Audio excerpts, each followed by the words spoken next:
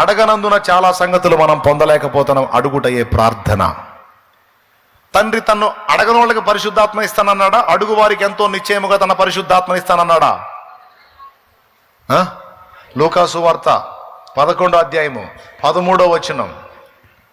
పరలోకమందున మీ తండ్రి తన్ను అడుగు వారికి పరిశుద్ధాత్మను ఎంతో నిశ్చయముగా అనుగ్రహించుననెను. అడిగిన వాళ్ళకి ఇస్తాడు అంటే అడగని వాళ్ళకి? కొద్దిగా చెప్పండి. అది విషయం. అంటే చాలా మందికి వాగ్దానాలు తెలుసు, కానీ ఆ వాగ్దానాలు మన జీవితంలో నెరవేరినట్లు ప్రార్థన చేయటం తెలియదు. దేవుణ్ణి వేడుకోవటం తెలియదు. దేవునికి వాగ్దానాలు, దేవా నువ్వు ఈ మాట అన్నావు కదా ప్రభువా, ఈ వాగ్దానం చేసావుగా ప్రభువా, ఈ సాయం చేస్తానన్నావుగా ప్రభువా, నీ కార్యమును జరిగించు ప్రభువా, ఇదిగో నేను విశ్వసిస్తున్నాను, నువ్వు కదులు తండ్రి అని ప్రార్థనలో మొర్ర పెట్టరు. ఈ కారణం చేత చాలా మంది దేవుని దగ్గర నుండి పొందలేదు.